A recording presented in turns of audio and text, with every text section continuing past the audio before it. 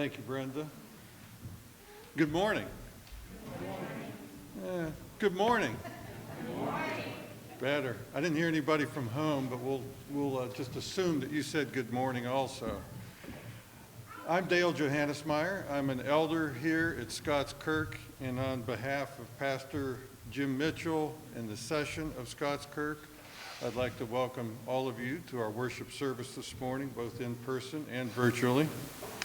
The announcements are in the bulletin. I'd like to point out a couple things just in case you miss it.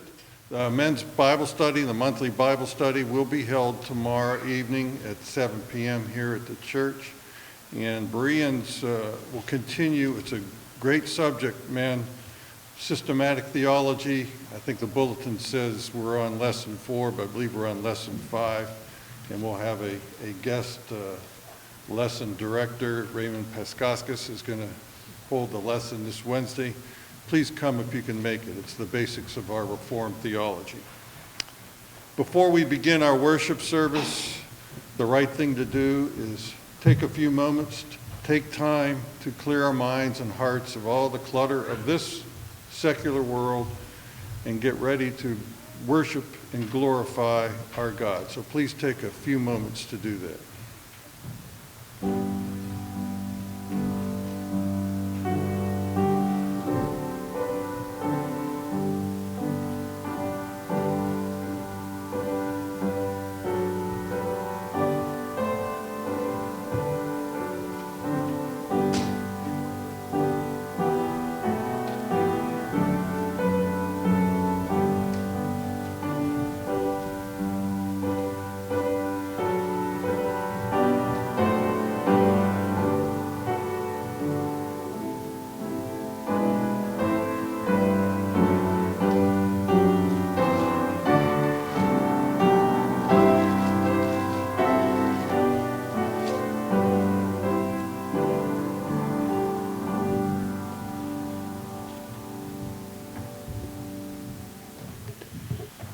One other announcement, I know it's in the bulletin, but our new Spring Adult Quarterly is back in the back outside the Secretary's office.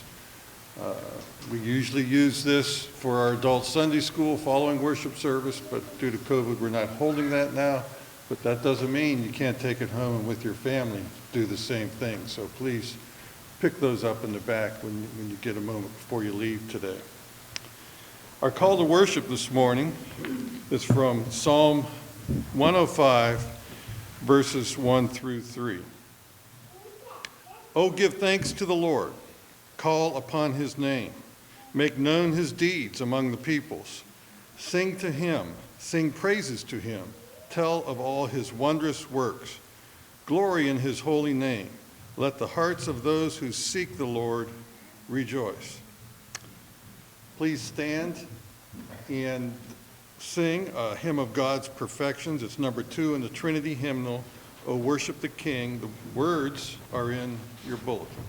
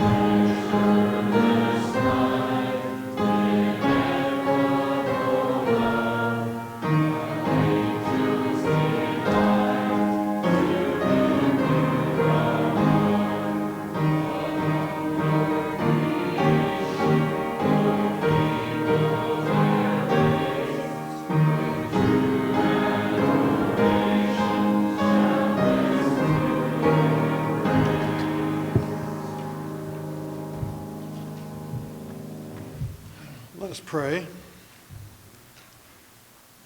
Heavenly Father, as we worship today, we praise you for sending your Son, our Lord and Savior, Jesus Christ, who through his perfect sacrifice saved all of us who trust in him from our sin.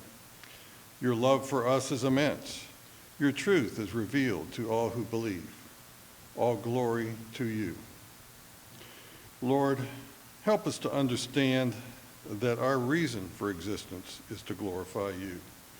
Just as Jesus called his first disciples to be fishers of men, so, Lord, are we called to glorify you through working to spread the gospel to our community, to our nation, and to the world. As we gather together to worship you in person and virtually, we pray that this service will truly be pleasing to you, and that the Holy Spirit will open our hearts to receive the message of today's service, and that the message will be manifested through our actions, both individually and corporately. We ask these things in the name of our glorious Savior, Jesus Christ, who taught his disciples to pray, saying, Our Father, who art in heaven, hallowed be thy name. Thy kingdom come, thy will be done, on earth as it is in heaven.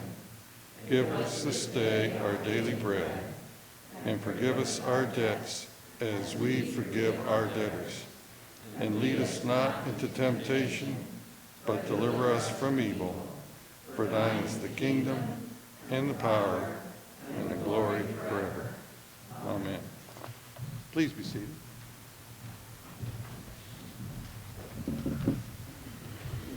For our confession of sin, let us confess together the confession written in your bulletin.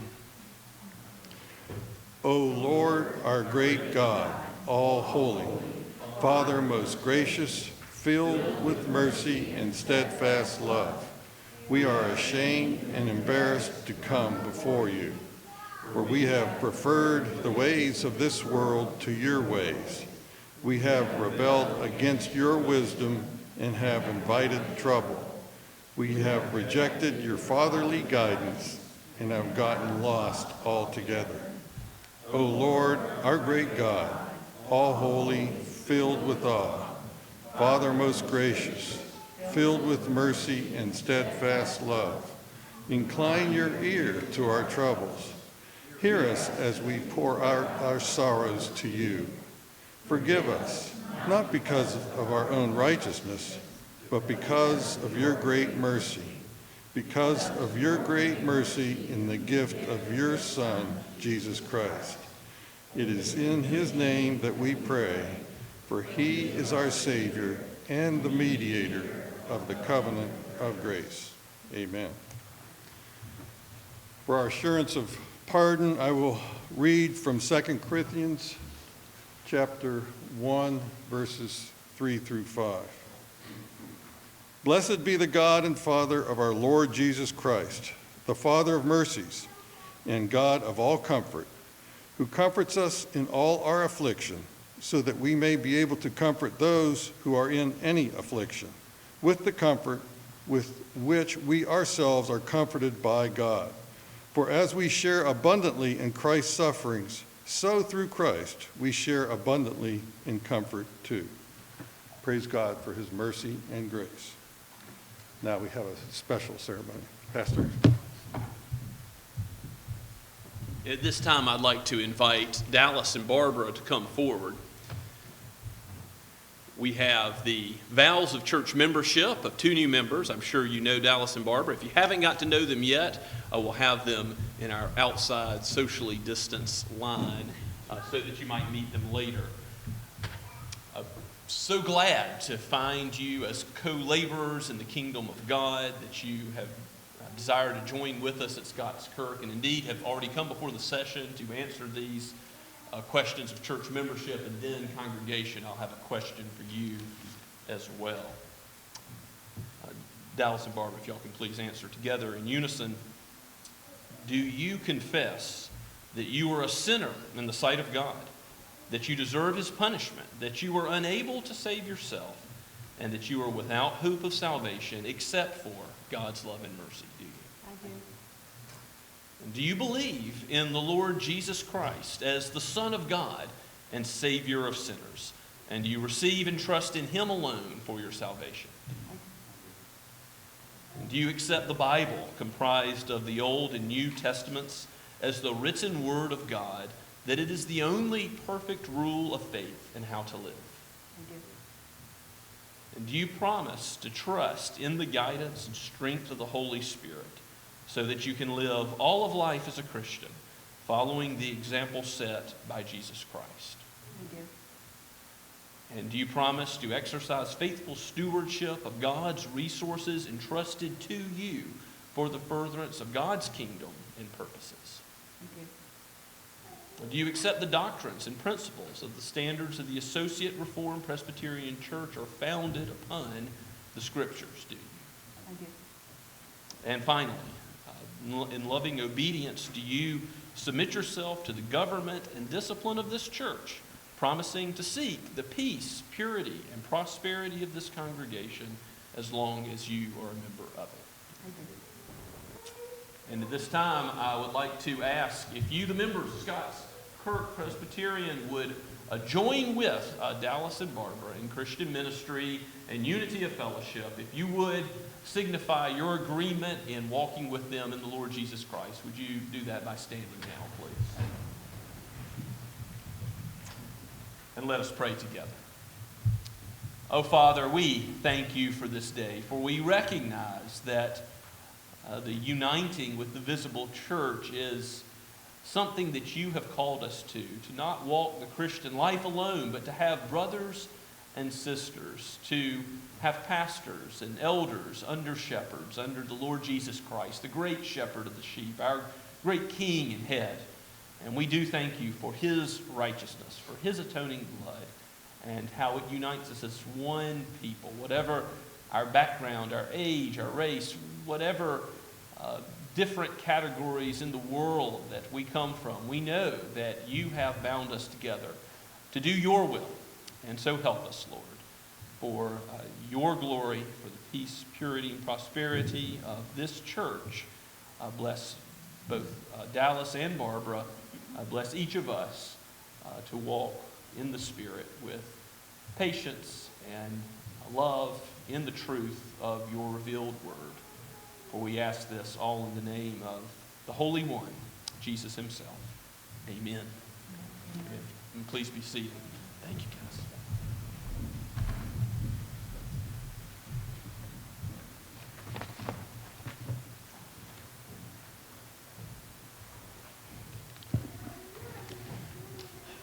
Please stand for our confession of faith. I started to say, not so fast. We're getting our exercise this morning. Our confession of faith is from the Scottish Confession of Faith, chapter 1. And let us read this in unison. We confess and acknowledge one only God, to whom only we must cleave, whom only we must serve, whom only we must worship, and in whom only we must put our trust, who is eternal, infinite, immeasurable, incomprehensible, omnipotent, invisible, one in substance, and yet distinct in three persons, the Father, the Son, and the Holy Ghost, by whom we confess and believe all things in heaven and in earth, as well visible as invisible, and created, to be retained in their being, and to be ruled and guided by his inscrutable providence, to such end as his eternal wisdom, goodness, and justice has appointed them to the manifestation of his own glory. Please be seated. And now it's time for our children's sermon. Children, please come forward. Elder Joel Reed will have the children's sermon.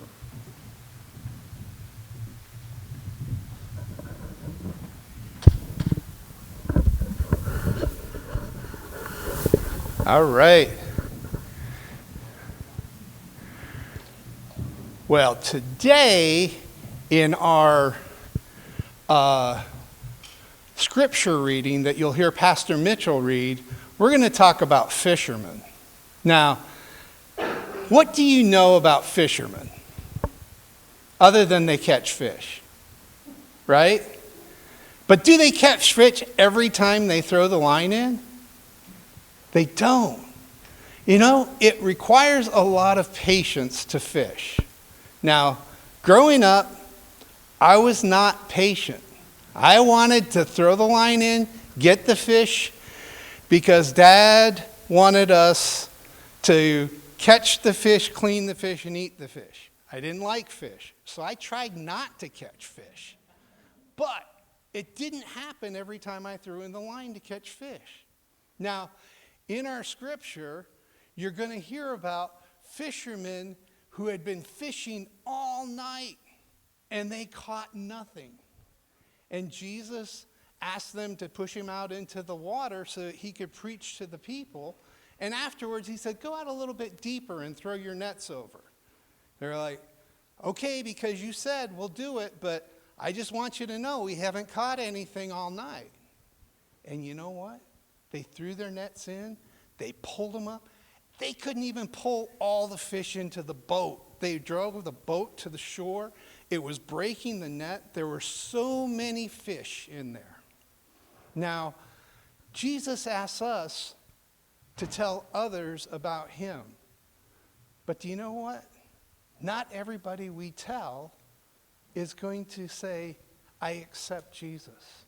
Because it's not what we tell them that makes Jesus come into their heart. It's that Jesus works on their heart and gets them prepared for the fact that they accept him as their Lord and Savior. Let's pray. Dear Heavenly Father, we do thank you that you have asked us to tell others, but you have also given us the patience and the understanding that not everyone we tell will accept you. But we understand that you are the one that saves. Thank you for that precious gift. In Jesus' name we pray. Amen.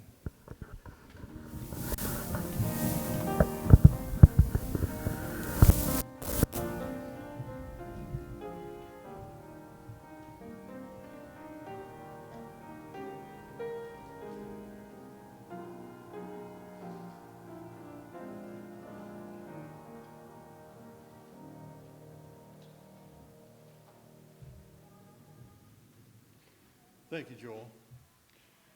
The scripture reading this morning is Isaiah 6. It records the calling of the prophet Isaiah to be the messenger of God to the people of Israel. Understand, as I read the calling of Isaiah, that as Christians, we are all called by God. Hear the word of God. In the year that King Uzziah died, I saw the Lord sitting upon a throne, high and lifted up, and the train of his robe filled the temple. Above him stood the seraphim. Each had 6 wings. With 2 he covered his face, and with 2 he covered his feet, and with 2 he flew.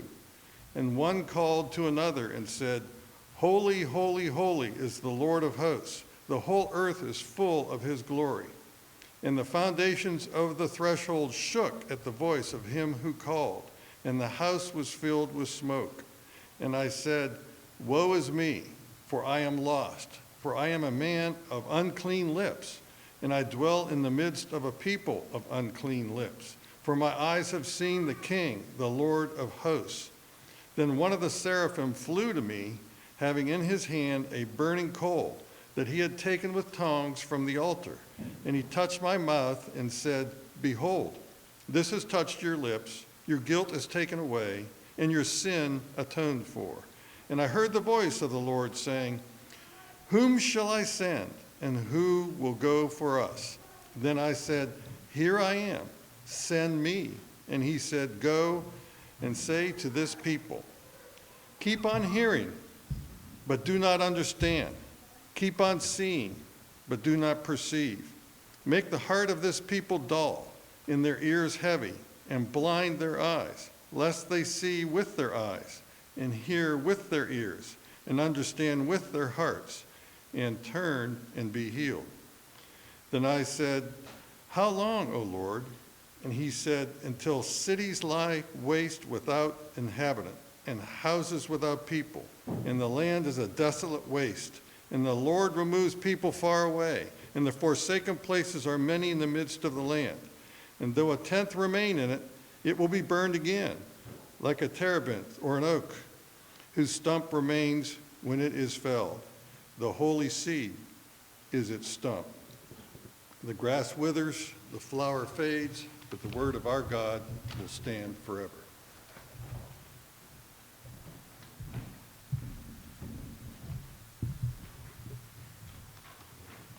Let us pray together. Father, Son, and Holy Spirit, our Creator, the one who spoke this world into existence, our Redeemer, the one who's forgiven our sins in Christ, the mediator between God and man. Lord, we thank you for the reconciliation we have through his blood, through his righteous life lived for us. Father, we pray that you would abide with your people. Make your Spirit to dwell with us as we worship you this day. As I preach, enable me to preach as a dying man to dying men, that we would understand your flawless word in a way that shows us more clearly who Jesus is and gives us the power by your grace to live in a way that's changed. Lord, if any do not yet know the Lord Jesus Christ, this time is short and eternity is long. Help us to be gathered in to your kingdom. Call those who are your sheep. Call the lost. Change them and put them on the path of life. Lord, we pray for parents raising their children, that it would be in the nurture and the admonition of you.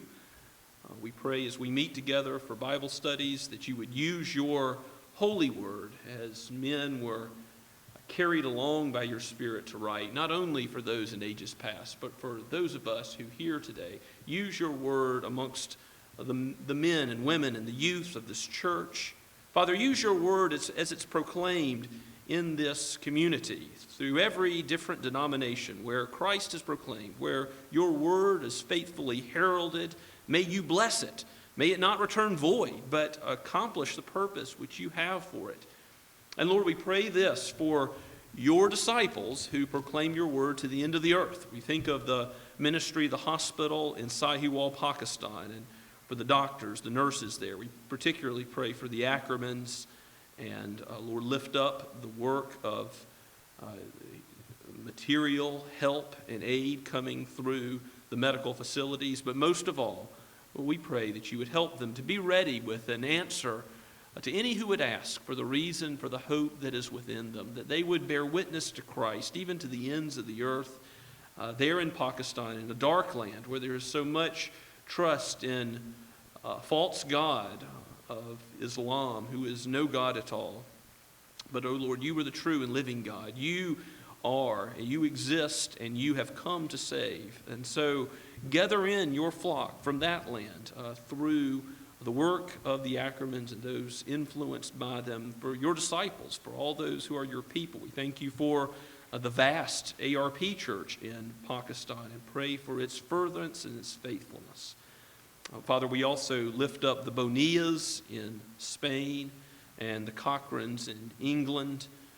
Lord, we lift these servants of yours up in those mission fields that they may prosper and that we might send more missionaries to both England and Spain. We thank you for the others already present in Spain and ask for the opportunity to see other mission fields opened up again in Mexico, as many who are now serving in Spain once labored there, as did the Bonillas. Father, we pray for our own church that you would give us the opportunity to go for a short-term mission trip soon, and that you would raise up from among us those who would be called to be preachers, those who would be called even to missionary service, to preach in foreign lands and to give up many comforts that we have here. We ask this knowing that you provide for all needs, for the spiritual needs, for the emotional needs, for the financial needs of the difficulties of leaving home and being called to such a ministry. And we ask ahead of time for that provision, that you would show yourself to be the generous, lavish, faithful God that you are, and that you would provide what your church must have, which is the preaching of your holy word, the preaching of your holy Son. Father, we give you praise that you are Lord over all creation and nothing escapes your notice, that we can cry out to you with our every need, for you care for us. We pray for those who are sick and ill amongst us, for those who mourn. Lord, bless those who worry, free them from anxiety. Father, be with those who are suffering now and be their healer. You are the great physician of the body and the soul. We continue to lift up our brother Rich Troutman. We ask you would prepare a way so that he would return to us here in Somerville. Father, we ask for your blessing on those who are caring for elderly parents and relatives. And Father, we thank you for the opportunity that you've given us as earthly families to do that. And we pray that you would help us as a church to care for one another and to one another, each other, in all the ways that your Scripture desires us to, as you desire us to be the family of God. I thank you for Dallas and Barbara and how you've engrafted them into this community, and pray for the days ahead that you would continue to give us wisdom and unity as we walk together in the Lord. Give our elders and deacons your wisdom and guidance, particularly as we meet this week. May every decision be made for your glory and, Father, for the good of your people. We thank you, Father, that you are also in charge of all authorities, of all people who govern at the local level, even to the courts of the United States, the Supreme Court, the President, the Congress. We pray for them and ask for your hand to be upon them. Restrain them from doing evil and teach them what is good, that they might kiss the Son of the Lord Jesus Christ, and it would be a blessing to others. Father, even if they are not converted, we do pray for those who do not know you, that you would draw them to yourself. But even if they are not converted, that you would do good through them, and that you would protect your people. In wrath, in judgment, remember mercy for your church, for those who are yours. Be kind and compassionate. O Lord, give us revival and prepare us to suffer for the name of Christ, if that is your call. Give us revival and reformation in our own day, for that spiritual good outweighs all lack of material provision, should it come. Lord, we know that nothing can separate us from your love, nothing that man can do. And so we stand in that promise. We stand according to your covenant faithfulness, according to the truth of your word. So uphold us by your omnipotent and strong right hand. We pray in Jesus' name. Amen.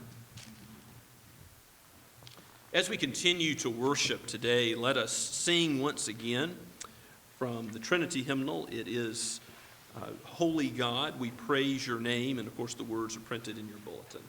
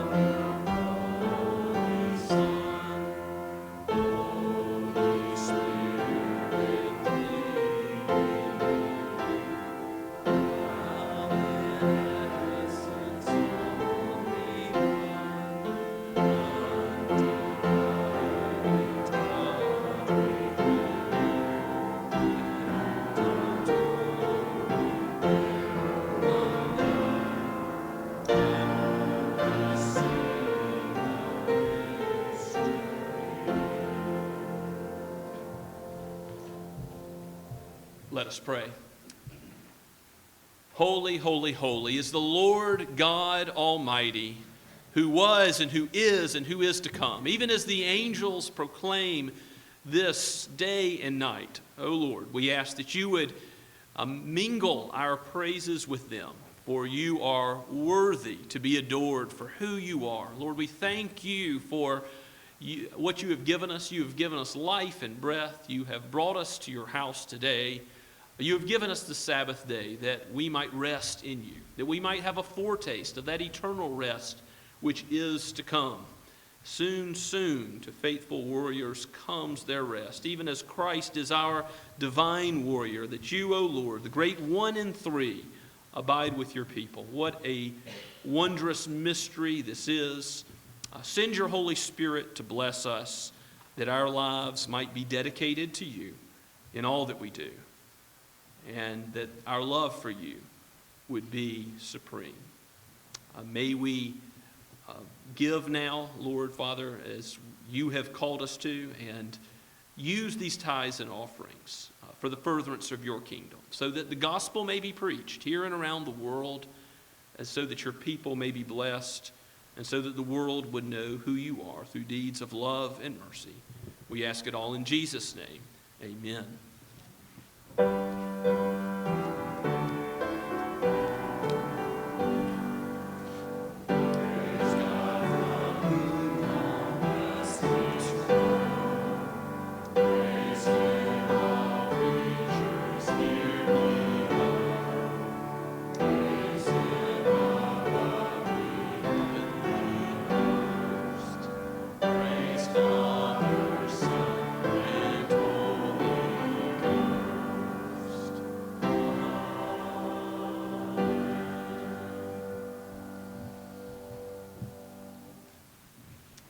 Please be seated and take your copy of God's Word and turn with me to the very end of chapter 4. We're going to pick up at verse 42 and cover the last few verses of chapter 4 on into chapter 5 through verse 11. Now, if you remember last time, Jesus has been healing and casting out demons, doing wondrous miracles, showing his authority through his works.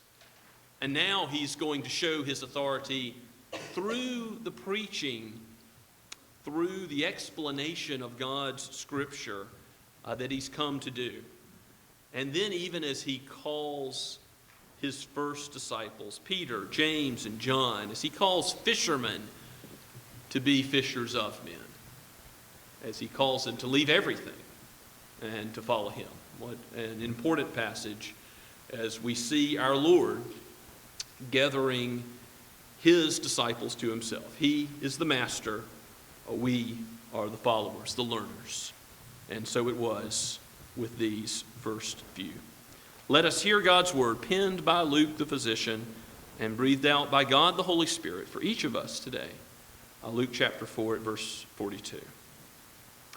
And when it was day, he, that is Jesus, departed and went into a desolate place. And the people sought him and came to him and would have kept him from leaving them. But he said to them, I must preach the good news of the kingdom of God to other towns as well, for I was sent for this purpose. And he was preaching in the synagogues of Judea. On one occasion, while the crowd was pressing in on him to hear the word of God, he was standing by the lake of Gennesaret, and he saw two boats by the lake, but the fishermen had gone out of them and were washing their nets. Getting into one of the boats, which was Simon's, he asked him to put out a little from the land. And he sat down and taught the people from the boat. And when he had finished speaking, he said to Simon, Put out into the deep and let down your nets for a catch." And Simon answered, "Master, we toiled all night and took nothing. But at your word, I will let down the nets." And when they had done this, they enclosed a large number of fish, and their nets were breaking. They signaled to their partners in the other boat to come and help them, and they came and filled both the boats so that they began to sink. And when Simon Peter saw it, he fell down at Jesus' knees, saying, "Depart from me, for I am a sinful man, O Lord." For he and all who were with him were astonished at the catch of fish that they had taken. And so also were James and John, sons of Zebedee, who were partners with Simon. And Jesus said to Simon, "Do not be afraid. From now on you will be catching men." And when they had brought their boats to land, they left everything and followed him. Let us pray and ask God's help. O Holy Spirit, it is your task to enlighten our eyes, to understand things that are spiritually discerned. For the flesh is weak, but you are strong. So arouse our interest, give us comprehension of the word and the actions of Christ, and make it so we live in such a way that we follow him wherever he should lead. For we pray all this in Jesus' name. Amen.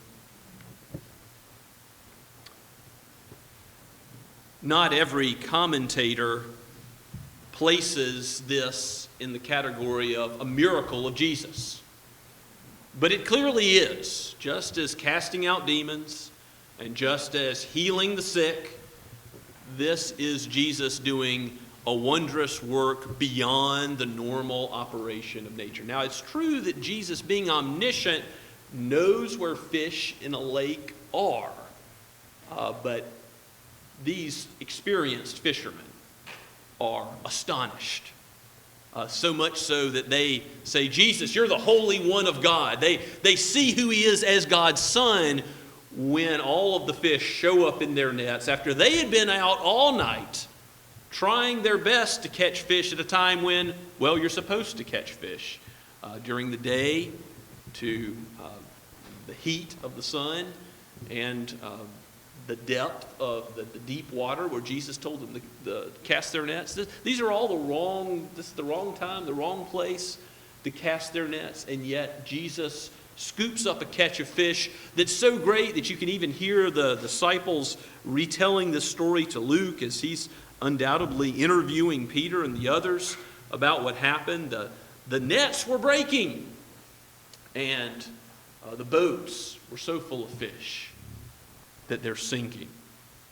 Well, before we get to the story of how Jesus calls his first disciples to be fishers of men and what that means for us today, I want you to see, first of all, that as Jesus moves on from his miracles with the demons being cast out and the healing, that he goes to a place that's in the wilderness, a desolate place by himself. We read in verse 42, but people are coming to him. They've seen his miraculous works. They've seen what Christ can do. No doubt some are asking to be healed, but some are wanting to hear what he has to say.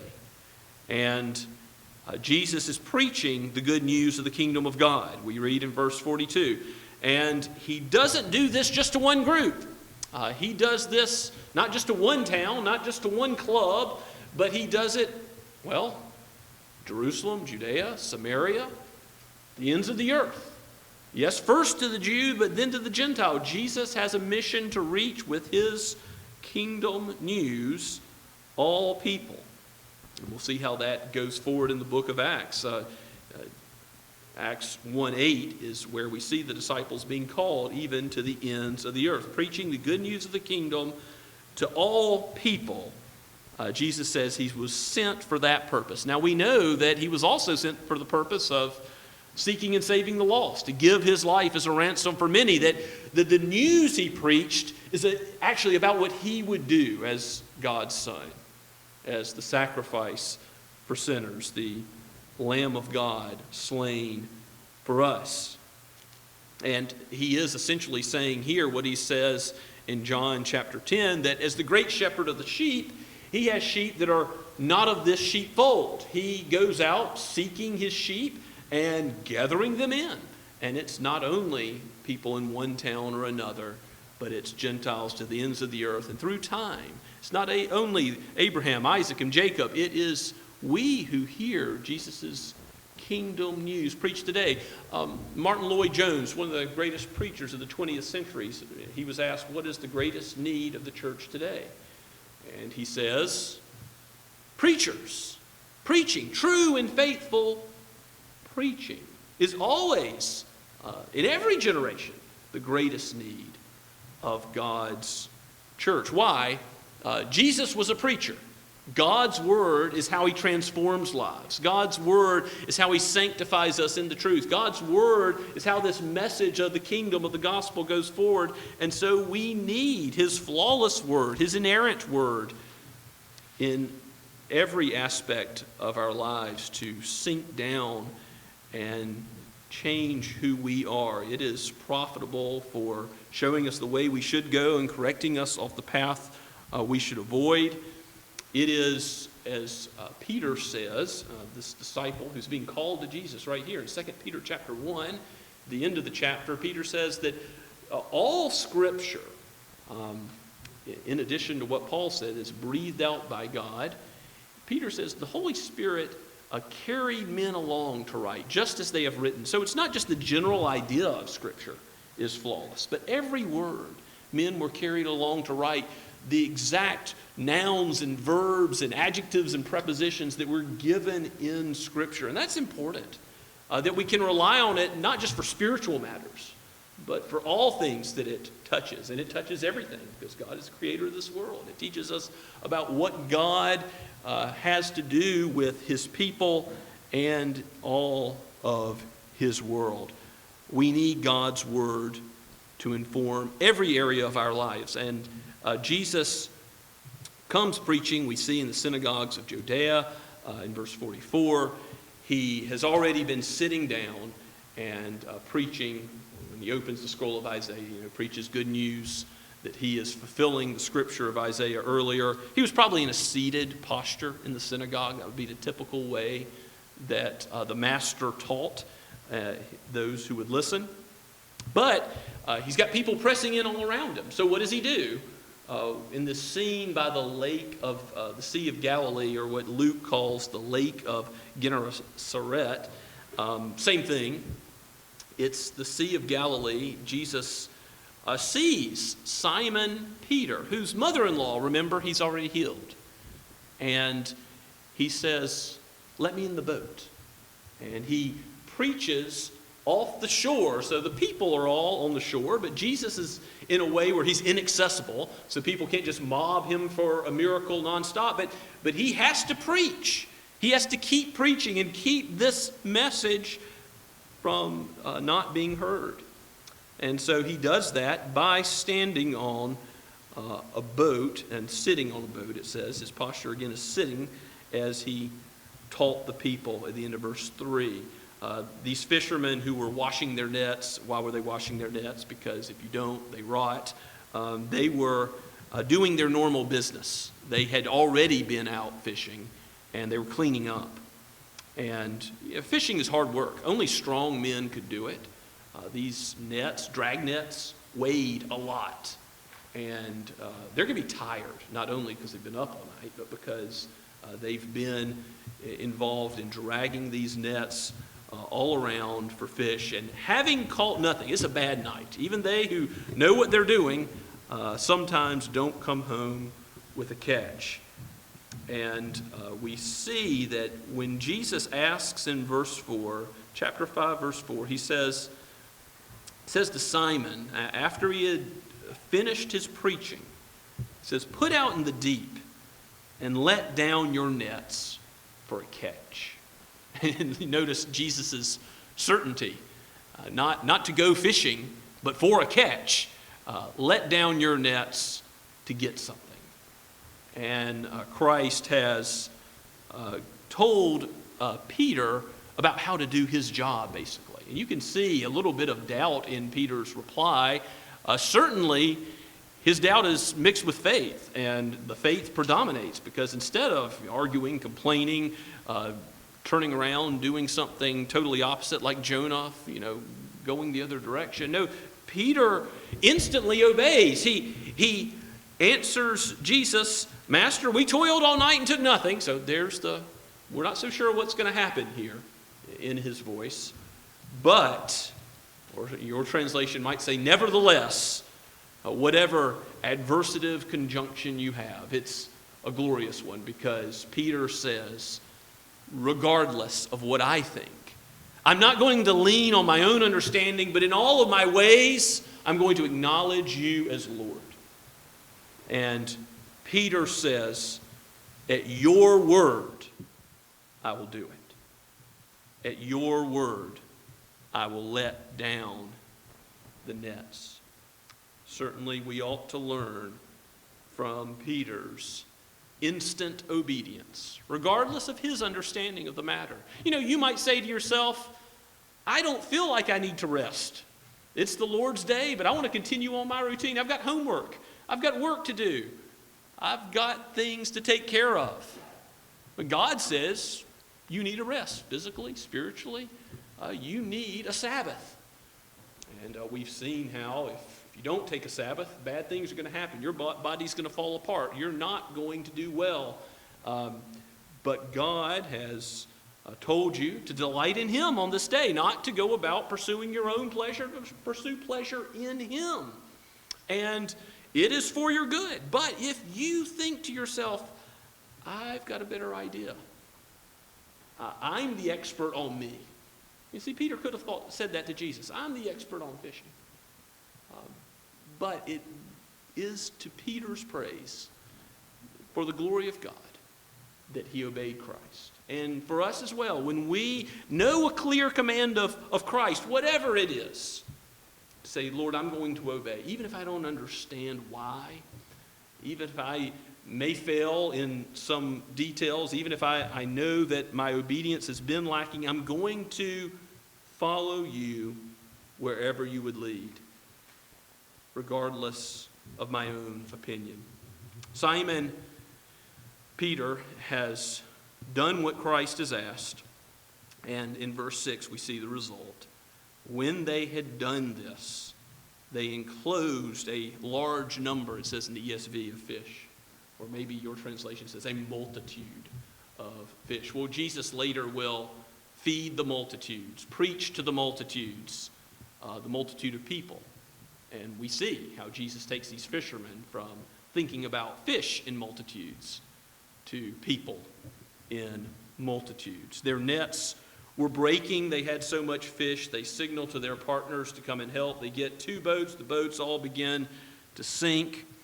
And Peter's response, that Isaiah 6 type of Isaiah response of being in the holy presence of God. He says, I'm a man of, woe is me, I'm a man of unclean lips, and I'm in a people of unclean lips. Or maybe you turn to Revelation chapter 1, see what John's response was when he beheld the glory of Christ. In Revelation chapter 1, verse 17, John says, when I saw him, that's Jesus, I fell at his feet as though dead. What happens when people see the glory of God in the Scriptures? Again and again, they are struck with fear and awe. Oh, we've seen that already in Luke's Gospel, haven't we? When the angel comes, just representing the glory of Christ in a small way to Zechariah, Mary. They're filled with fear, with dread.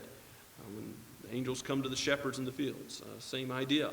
Well, when John says he saw Christ, he fell at his feet as though dead, the next thing Jesus says and does is he laid his right hand on me and says, fear not, for I am the first and the last, the living one. I died, and behold, I live forevermore. I have the keys of death and Hades, and therefore right. Christ comforts the one who fears by saying, I am not here as judge, but I'm here as redeemer. I'm here to bless hold the keys to death and Hades. I'm the eternal God, the first and the last. Fear not. And so it was earlier in Luke when the angel came to Zechariah and Mary. What did the angel say when there was that fear and dread? Fear not. Good news. Good news of great joy that will be to all people. In fact, you can go through the scriptures. I've tried to list in your outlines just a sample of some of the verses that maybe you can look at later today that have to do with God saying to his people, do not fear. What a wondrous covenant promise from the Lord's mouth, that though we would know our sinfulness and though we would know his holiness in some measure, we would have some comprehension. I hope this is the Jesus you know, not just the Jesus who is a man, but the Jesus who is the Holy One of God. If he's the one with whom you encounter today, if he's the one that you encounter in the pages of Scripture, and he ought to be, then you would know, Lord, I'm not close to Jesus. I'm not just a little ways away. There is an infinite distance between the goodness of Christ, the righteousness of Christ, how he, at every moment of his life, lived to glorify God and to love his neighbor as himself. With every intention of his thoughts and his motives, with every word that proceeded from his mouth, with everything he did, he never left any good undone that he should have done. He always followed God's law and refrained from evil.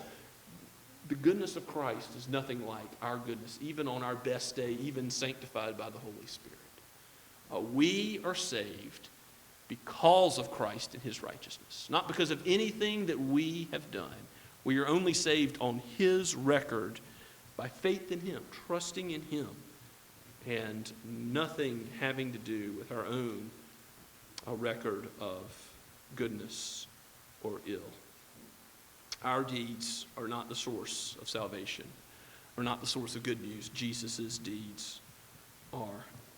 When Jesus says, when Simon Peter says that Jesus should depart from me, for I am a sinful man, the scene is somewhat humorous because they're in a boat in such a way that Jesus, unless he walked on water, could not go anywhere.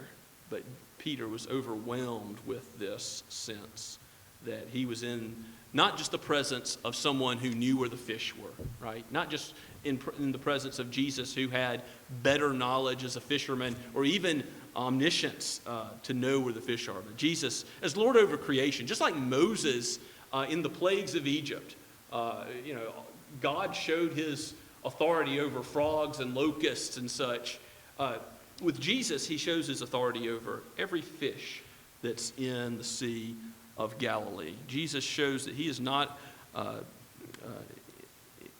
just Lord over the soul, but Lord over every molecule, that they are all sustained by his will. And so he brings the fish in, and undoubtedly the disciples who leave all and follow Jesus have some financial gain from a good catch. Some commentators posit that this helps, pay financially for, Peter had a mother-in-law. The disciples probably have families they're caring for. And God provides. What do you know? God provides the finances that are needed so that they might leave Jesus and follow him, leave their careers and follow Jesus, and take care of those that they were called to take care of and their families. When Jesus says, you've got to love me more than your mother or father, your brothers or sisters, anything else, that you've got to hate your family as it regards me. It's just saying you've got to love me in a totally different category than all else. Jesus isn't saying you hate your family, but he is saying in a Hebraic kind of way that our love for him must be ultimate. And that's clearly what the disciples, Peter, James, and John, all did. They are told by Jesus that they will be catching men, and by faith they see that. Peter's later going to write that we're to be ready to give an answer for the hope that's within us to men who ask. Peter catches men. We see with his preaching in the book of Acts, the first 5 chapters. In chapter 10, he catches Cornelius. We see priests become obedient to the faith earlier. Then we see Gentiles. We see other Gentiles being brought in by the preaching of Peter. And it reminds us, doesn't it, that as a church we have a corporate responsibility to preach the word, to be catching men, that there's an evangelistic thrust of all preaching as Christ is presented in the Scriptures. And then as individuals, that we are to be disciples of Christ who have relationships with non-Christians. Do you know non-Christians? Depending on your work, your routine, your family obligations, you may have more or less contact with non-Christians, but I'm sure you know some non-Christians. Are you being active and intentional in praying for them, in seeking out opportunities to give an answer for the hope that is within you, to live in a way that's different so that others might notice the one who is the Holy One of God, your Savior? And as you are called to love Him the most, is it true of us what Martin Luther wrote in his great hymn, "Let goods and kindred go, this mortal life also, the body they may kill, but God's truth abideth still." Are we so committed to Christ that we would even say that His love outweighs whatever man can do? Nothing can separate us from Him. Certainly no worldly career, no goal of our own, no personal pursuit, no pleasure ought to take a higher precedence than Christ. And we can't even say, well, I've got something I want and Jesus, and they're sort of the same level. Two things I'm going to pursue at once, because what does that do? Jesus says you can't serve God and mammon. And likewise, you really can't serve God and your spouse, God and your children, God and your career, God and your dreams. And this world teaches us that we're to follow our hearts, that we're to do whatever we dream ourselves to do. But that's not the ultimate goal of life, to follow your heart, to follow your dreams. Here's the ultimate goal of life.